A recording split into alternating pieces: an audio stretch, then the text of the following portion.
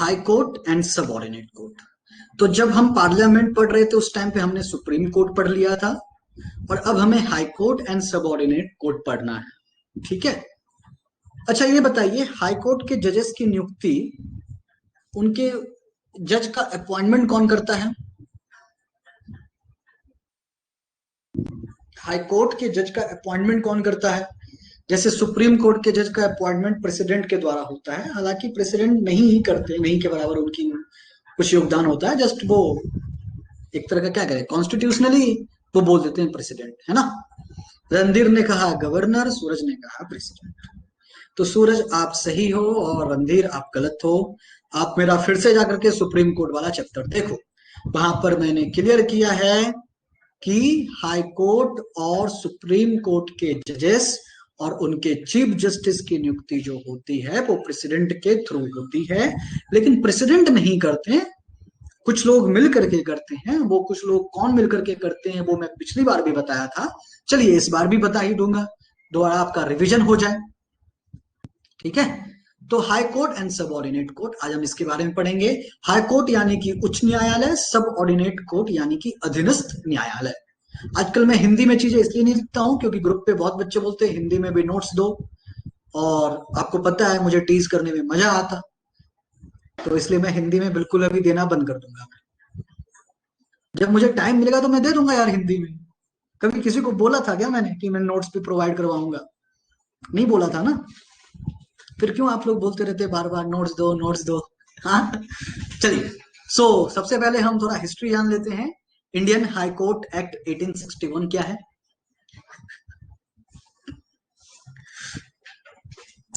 Indian high court 1861 क्या है?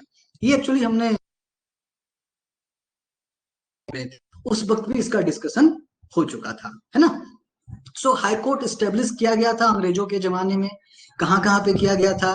कलकत्ता में, बॉम्बे में और मद्रास में, है ना। इन तीन जगहों पे सबसे पहले हाई कोर्ट की स्थापना की गई थी। उसके बाद जब हमारा देश आजाद हो गया, जब हमारा कॉन्स्टिट्यूशन बन गया, तो कॉन्स्टिट्यूशन ने ये डिसाइड किया, क्या डिसाइड किया, कि every state shall be high court, है ना। सारे स्टेट में क्या होगा? एक हाई कोर्ट होगा।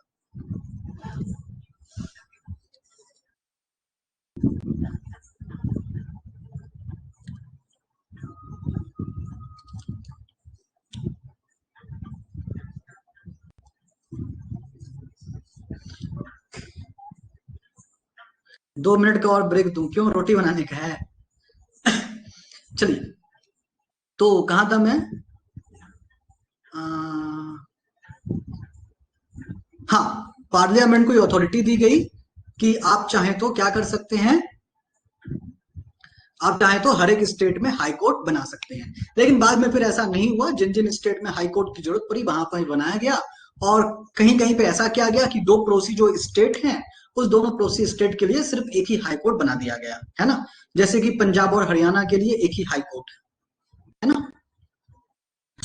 Constitution states that there shall be high court in every state, but Parliament has the power to establish a common high court for 2 or more states. At present में 24 high court हैं और 29 state and 7 UTs में हैं। अभी इसको थोड़ा आप संभाल लीजिएगा, मिस्टेक है यहाँ पे, स्टेट की संख्या और यूटी की संख्या, ये पिछले बार कॉपी पेस्ट हो गया होगा, तो आप देख सकते हैं ना, टोटल कितने स्टेट और कितने यूटी हैं ये आपको पता होगा। उसके बाद हम बात करते हैं स्ट्रेंथ ऑफ हाई कोर्ट की। तो स्ट्रेंथ ऑफ हाई कोर्ट क्या है? Strength of high court flexible है। जैसे कि सुप्रीम कोर्ट का जो स्ट्रेंथ था वो फिक्स था कि कम से कम इतने जज होने चाहिए वहां पे, लेकिन यहाँ पर ऐसी वैसी वाली बात नहीं है। क्यों नहीं है? क्योंकि हर एक स्टेट का अपना हाई कोर्ट है, हर एक स्टेट का अपना पॉपुलेशन है, तो पॉपुलेशन के अकॉर्डिंग वहां पे जजेस की संख्या कम और ज्यादा होती रहेगी। ठीक है। उसके बाद है प्रेसिडेंट में from time to time appointment of जजेस ऑफ हाई कोर्ट। प्रेसिडेंट जो है जजेस, हाई कोर्ट के जजेस का, यानी कि उच्च न्यायालय के जजेस का न्याय का नियुक्ति वो कर सकते हैं, keeping in the view amount of work before high court. यानी हाई कोर्ट के पास कितना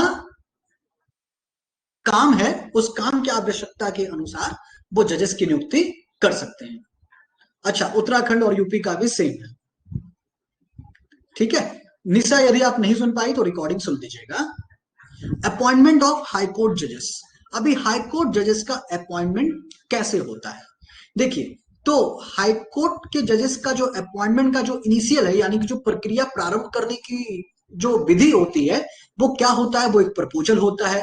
प्रपोजल क्या होता है, so proposal for appointment of जजेस of high court must be invariably made by chief justice of that high court. मान लीजिए कि कोई महाराष्ट्र का हाई कोर्ट है और वहां पे जजेस की नियुक्ति की जानी है, तो वहां पे जजेस, कितने जजेस की नियुक्ति की जानी है, ये डिपेंड करेगा कि हाई कोर्ट में कितना काम पेंडिंग है और इस काम को करने के लिए इतने जजेस की आवश्यकता पड़ती है।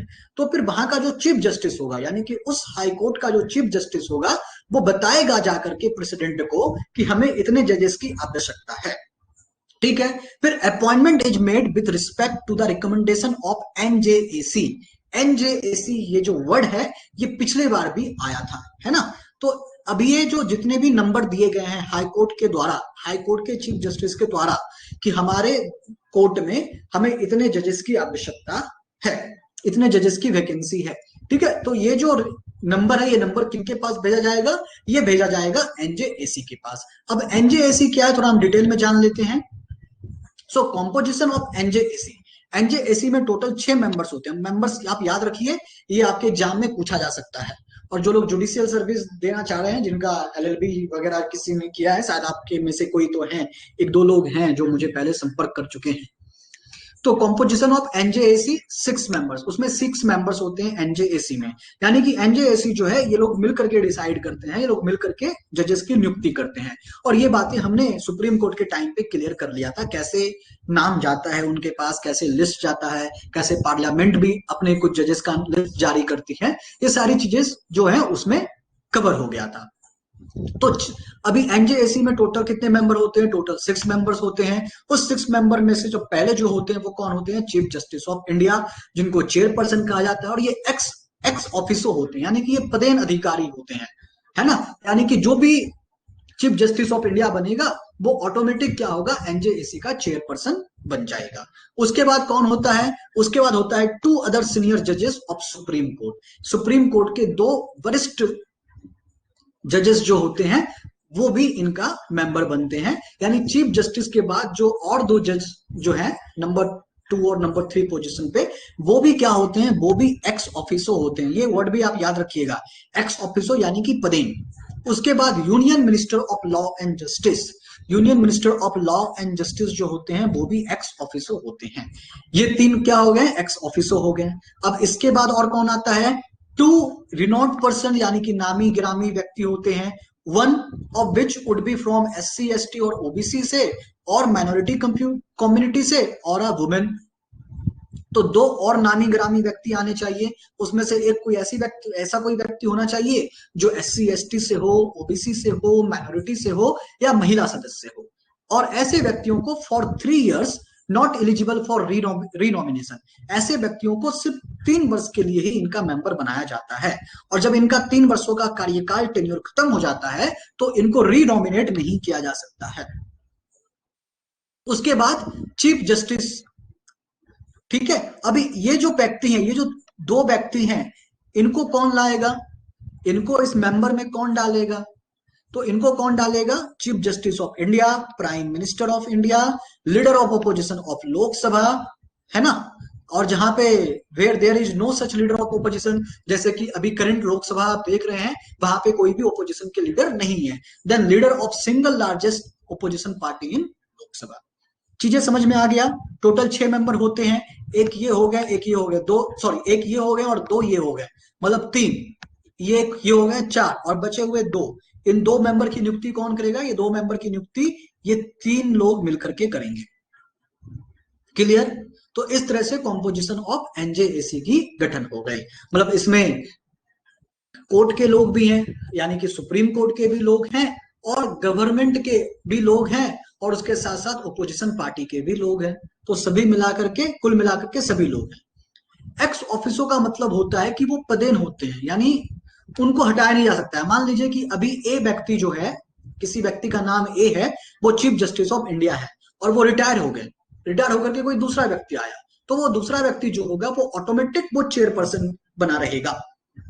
इसी को कहते हैं एक्स ऑफिसो। उनकी फिर से नियुक्ति करने की आवश्यकता, उनको अपॉइंटमेंट करने की आवश्यकता नहीं। आई बात समझ में?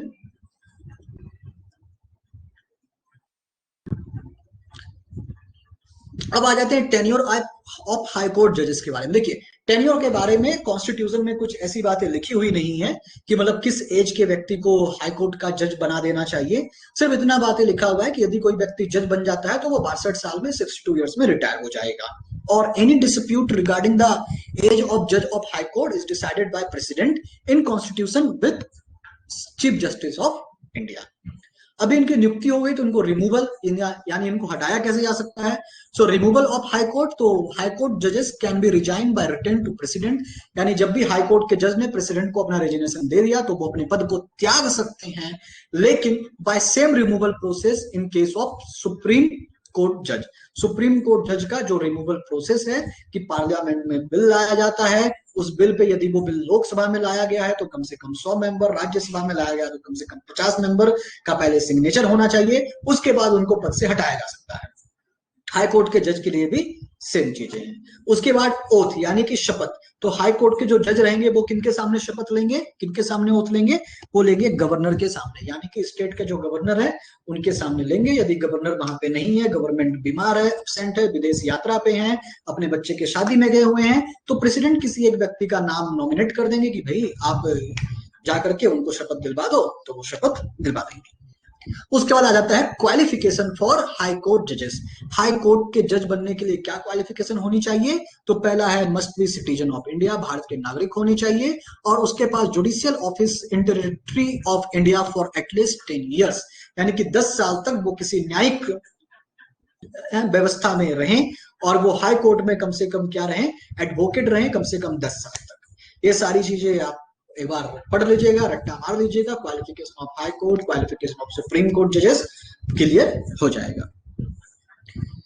इसके बाद हम आते हैं न्याय क्षेत्र, हाई कोर्ट उच्च न्यायालय का न्याय क्षेत्र, यानी कि जुरिस्डिक्शंस ऑफ हाई कोर्ट। अच्छा, एक बात मैं भूल गया हाई कोर्ट का आर्टिकल बताने के लिए, आप लोगों में से किसी ने पूछा भी नहीं। तो कॉन्स्टिट्यूशन का पार्ट 6 में हाई कोर्ट के बारे में लिखा हुआ है, और आर्टिकल नंबर है 214 से लेकर के 231। ठीक है, कॉन्स्टिट्यूशन का part 6 article number 214 to article number 231 deals with high court. So अभी हाई कोर्ट का ओरिजिनल ज्यूरिसडिक्शन क्या है? सेम वही ज्यूरिसडिक्शन जो आपने सुप्रीम कोर्ट के टाइम पे पढ़ा था। तो देखिए, यदि कोई सिविल मैटर हाई कोर्ट के पास आता है तो हाई कोर्ट के पास सिविल मैटर वही आ सकता है जिसमें कम से कम अमाउंट जो हो 2000 से ज्यादा का हो, और in criminal case authorise to them by president magistrate. यदि प्रेसिडेंट मजिस्ट्रेट के द्वारा कोई क्रिमिनल केस उनको सौंपा गया है तब वो क्रिमिनल केस के ऊपर सुनवाई कर सकते हैं। उनके बाद अपील करने का उनके पास अधिकार है, और high court certain appeals in civil and criminal cases from their subordinate court. यानी कि मान लीजिए कि कोई केस जो है सब ऑर्डिनेट कोर्ट अधीनस्थ न्यायालय में लड़ा गया, जिला न्यायालय में लड़ा गया, और कोई व्यक्ति जिला न्यायालय में केस लड़ने पे हार जाता है, तब वो अपील कर सकता है। अपील वो कहां पे करेगा? वो अपील हाई कोर्ट में कर सकता है, चाहे वो सिविल मैटर हो या फिर क्रिमिनल मैटर हो। They have, however, no jurisdiction over tribunal established by law relating to armed forces of the country। यानी कि आर्म्ड फोर्स से रिलेटेड जो भी कुछ बातें होंगी वहां पे उनके लिए वो सुनवाई हाई कोर्ट के पास अथॉरिटी नहीं है कि वो उसके ऊपर सुनवाई किसी भी तरह का कर सके। फिर है रिट जुरिडिक्शन, ये हमने सुप्रीम कोर्ट के भी टाइम पे पढ़ा था, और ये हमने बहुत पहले पढ़ा था जब हम पार्लियामेंट, जब हम कुछ तो पढ़ रहे थे, तो टॉपिक का नाम मुझे याद नहीं। हाँ, जब हम फंडामेंटल राइट्स पढ़ रहे थे उस टाइम पे रिट्स के बारे में बहुत सारी बातें हो गई थी, तो हमने देखा था कि रिट्स जारी करने का अधिकार सुप्रीम कोर्ट भी होता है और हाई कोर्ट को भी होता है। तो वही रिट्स के बारे में यहाँ पे वो बातें लिखी हुई है। उसके बारे में नेक्स्ट हम आ जाते हैं administrative and supervisory function of high court. तो एडमिनिस्ट्रेटिव और supervisory function of high court क्या होता है? सबसे पहले देखिए, हाई कोर्ट क्या करता है? सुपरवाइज करता है। किस चीज को सुपरवाइज करता है? सिर्फ सुपरवाइज ही नहीं, सुपरवाइज के साथ साथ वो कंट्रोल भी करता है, यानी वो ध्यान भी रखता है और नियंत्रण भी करता है। किसका नियंत्रण, किस पे ध्यान रखता है? Working of court subordinate to them, यानी कि उसके अधीन में जितने भी कोर्ट आते हैं, उसके अधीन में कौन से कोर्ट आएंगे, जिला न्यायालय कोर्ट आएंगे यानी कि डिस्ट्रिक्ट कोर्ट आएंगे, और उसके नीचे जो भी छोटे मोटे कोर्ट हैं जिला स्तर पे या है ना डिस्ट्रिक्ट लेवल पे, ब्लॉक लेवल पे जो भी कोर्ट होगा, जैसे कि कुछ ट्रिब्यूनल्स भी आते हैं, तो जो भी आएगा उनको वो कंट्रोल करते हैं, उनके वर्किंग प्रोसीजर के ऊपर वो ध्यान रखते हैं। उनके बाद वो फ्रेम बनाते हैं, वो रूल्स बनाते हैं, वो रेगुलेशंस करते हैं, और उनके कोर्ट की बिजनेस किस तरह से चलनी चाहिए वो ट्रांजेक्शन करते हैं। इसका मतलब ये हो गया कि उसके कोर्ट में किसको नौकरी देनी है, किसको नौकरी नहीं देनी है, कब एडवर्टीजमेंट निकालना है नौकरी देने का, ये सारा काम उनके पास है, क्योंकि न्याय व्यवस्था को कार्यपालिका से अलग रखा गया है, तो इसलिए उनको अपने पसंद के व्यक्ति चुनने का पूरा अधिकार है। ठीक है, उसके बाद ट्रांसफर, पोस्टिंग, प्रमोशन की भी जो बात आती है वो भी हाई कोर्ट कर सकता है, लेकिन हाई कोर्ट खुद से नहीं करता है, हाई कोर्ट अपने सबऑर्डिनेट कोर्ट के लिए कर सकता है, लेकिन हाई कोर्ट के खुद के जज के लिए यदि ट्रांसफर करना है, प्रमोशन करना है, तो वो फिर तो वो पार्लियामेंट में ही वो बातें जाती है, यानी कि प्रेसिडेंट ही फाइनल अप्रूवल उनके ऊपर देते हैं। उनके बाद आपने बहुत बार सुना होगा PIL दाखिल हो गया, पब्लिक इंटरेस्ट लिटिगेशन, है ना। तो पब्लिक इंटरेस्ट लिटिगेशन क्या होता है कि मान लीजिए कोई व्यक्ति जो है अपने इंटरेस्ट के लिए PIL दाखिल नहीं कर सकता है। PIL में वही मुद्दा कवर होना चाहिए, वही मुद्दा आना चाहिए जो समाज से जुड़ा हुआ हो, किसी एक व्यक्ति से जुड़ा हुआ नहीं। ठीक है, तो PIL के बारे में आपने बहुत ही न्यूज में सुना होगा। तो PIL कैसे दाखिल होता है, तो आप देख सकते हैं कि हाई कोर्ट में भी PIL दाखिल किया जा सकता है, सुप्रीम कोर्ट में भी PIL दाखिल किया जा सकता है, और हाई कोर्ट में भी दाखिल किया जा सकता है। और हाई कोर्ट को, यदि हाई कोर्ट में कोई PIL दाखिल किया गया है तो उनको सुनवाई का वहां पे अधिकार है।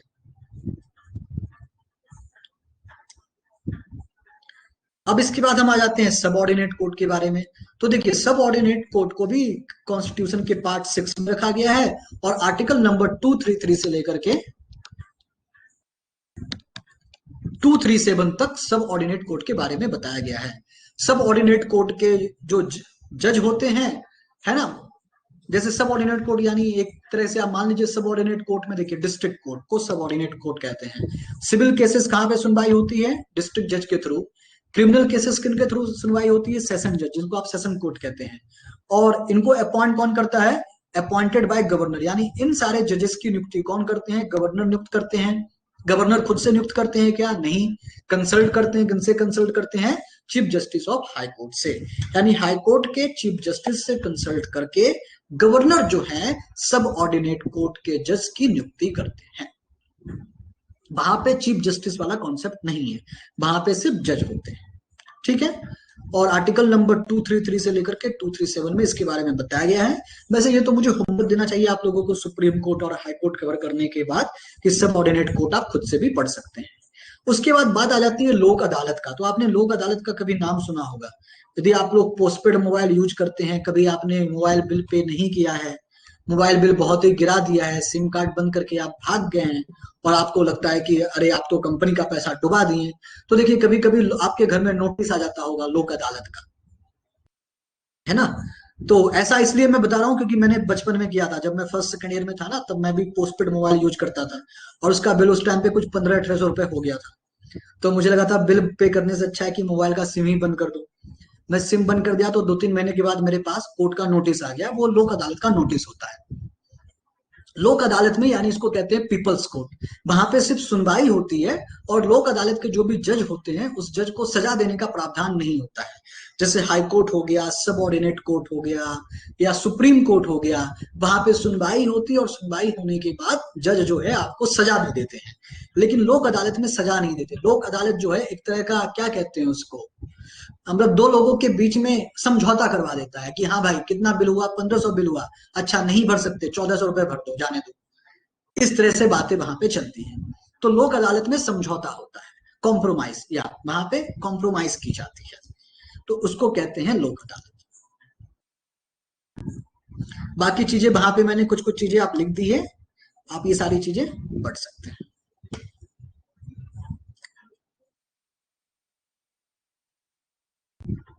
देखिए यहाँ पे सीधा ये लिखा हुआ है, no advocate, no witness examine, no court fee. To provide speedy and economic justice of weaker section of the society. ठीक है, चलिए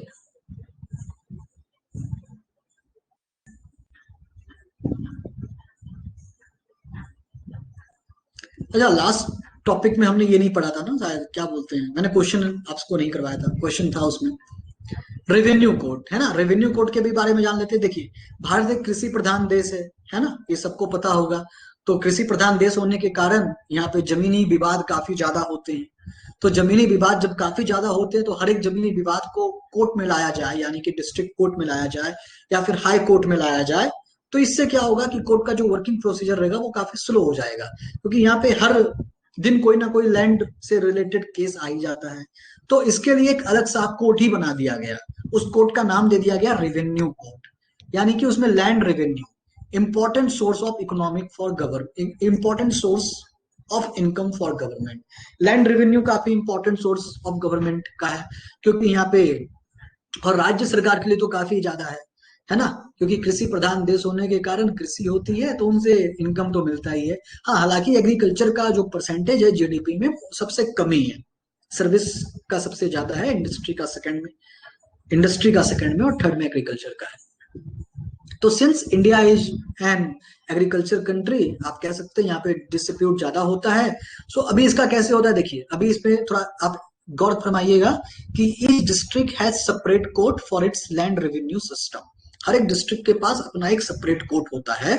एवरी डिस्प्यूट, यानी जो भी कार्यवाही होती है, जो भी सुनवाई होती है relating to land revenue, first comes before tehsildar, यानी कि जो शहरों में गांव में जो तहसीलदार होते हैं उनके पास इसको लाया जाता है सुनवाई करने के लिए।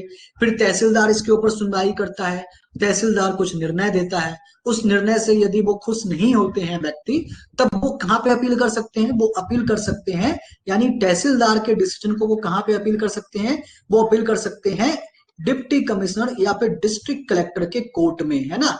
आप लोग का कंफ्यूजन होगा कि आईएएस को हम लोग डिस्ट्रिक्ट मजिस्ट्रेट क्यों कहते हैं, क्या उनके पास जज के जैसा कुछ पावर होता है क्या। तो ध्यान दीजिएगा, उनके अंडर में रेवेन्यू कोर्ट आता है, यानी कि जो आईएएस ऑफिसर जो डीएम बन जाते हैं या डिप्टी कमिश्नर होते हैं तो उनके अंडर में रेवेन्यू कोर्ट आता है। और जब वो रेवेन्यू कोर्ट में बैठते हैं तो उनके पास भी जज के जैसा पावर होता है, डिसीजन देने वाला पावर होता है। ठीक है, और मान लीजिए कि कोई व्यक्ति यहाँ पे भी केस हार गया, तब वो कहाँ पे जा सकता है सुनवाई करने के लिए, फिर वो जा सकता है डीएम के पास, है ना। तो पहले तहसीलदार, तहसीलदार के बाद आया एडीएम के पास, यानी कि असिस्टेंट डिप्टी मजिस्ट्रेट जो होंगे या फिर डिप्टी कमिश्नर जो होंगे, है ना, उनके पास जाएगा। फिर उनके बाद कहाँ पे आएगा, उनके बाद वो आएंगे डीएम के पास, मजिस्ट्रेट के पास। और डीएम मजिस्ट्रेट के पास भी यदि वो हार गए तब वो फिर कहाँ जाएंगे, फिर वो जाएंगे कहाँ पे, बोर्ड ऑफ रेवेन्यू के पास। यदि वहां पे भी हार जाएंगे तो फिर उसके बाद फिर वो हाई कोर्ट में जा सकते हैं। तो इस तरह से इनका प्रोसीजर चलता है। कोई दिक्कत यहां तक? चलिए, तो हम क्वेश्चन आंसर पे आते हैं। द ट्रांसफर ऑफ जजेस from one high court to another is done by, यानी कि हाई कोर्ट के जज को एक हाई कोर्ट से दूसरे हाई कोर्ट में यदि ट्रांसफर करना हो तो कैसे किया जा सकता है। Chief justice of India only, governor after consulting chief justice of India, chief justice of India after consulting concern chief justice of high court, president after consulting chief justice of India. ये चीजें जो थी हमारे PDF में नहीं था, इसलिए आप इसको कॉमन सेंस लगा करके यूज कर सकते हैं। जज की नियुक्ति कौन करता है, जज की नियुक्ति में रोल होता है प्रेसिडेंट का और चीफ जस्टिस ऑफ इंडिया का, और बाकी सीजीआई का तो रोल होता ही है। तो यहाँ पे आपको कॉमन नेम क्या दिख रहा है, कॉमन नेम ये दिख रहा है, इसलिए ऑप्शन डी जो होगा वो करेक्ट होगा। उसके बाद हम आ जाते हैं with respect to the service condition of judges of high court, consider the following statement, he subscribes oath before the president of India, यानी हाई कोर्ट के जो जज होते हैं वो प्रेसिडेंट ऑफ इंडिया के सामने ओथ लेते हैं। he can resign from office by writing to the governor, वो गवर्नर के को पास अपना रिजाइनेशन लेटर दे सकते हैं। तो बताइए उपरोक्त में से कौन से कथन सत्य हैं। इसके बारे में तो नोट्स में मैंने बताया भी है।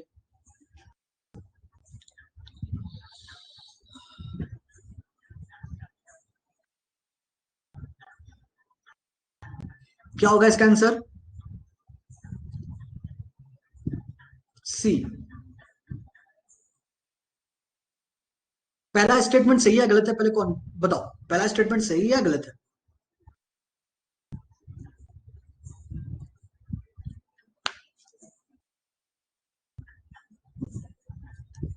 पहला स्टेटमेंट गलत है। गवर्नर के सामने लेता है वो शपथ, बताया तो था अभी 10-15 मिनट पहले। और दूसरा, he can resign from office by writing to the governor, ये भी बताया था मैंने।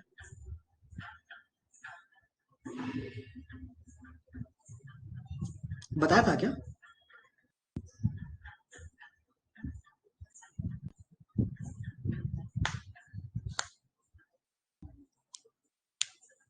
दूसरा सही होगा गलत? गलत होगा।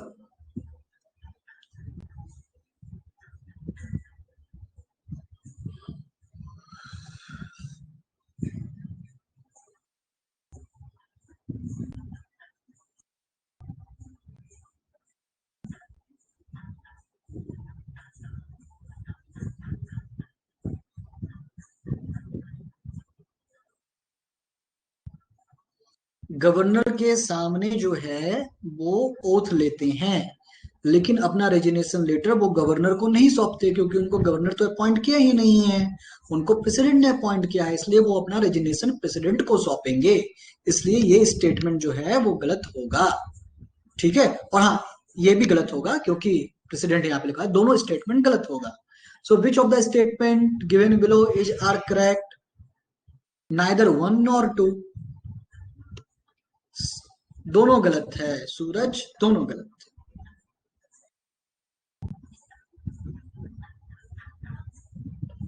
क्लियर?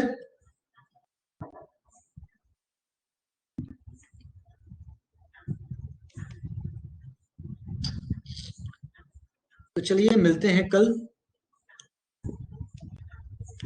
कल जो है मैं स्टेट गवर्नमेंट कंप्लीट कर दूंगा, उसके बाद फिर हम मंडे को मिलेंगे। बताया तो प्रेसिडेंट को देना पड़ता है।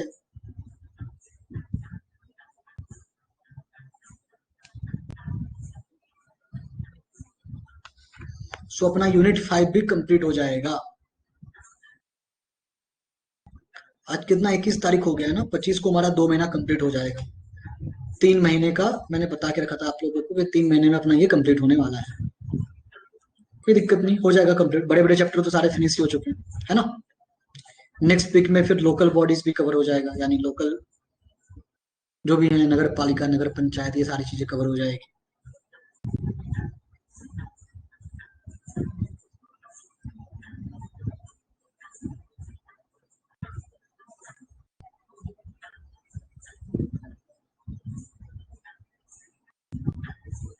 ट्रस्ट वोट शो करना पड़ता है? क्या ट्रस्ट वोट, नहीं पता मुझे, क्या होता है?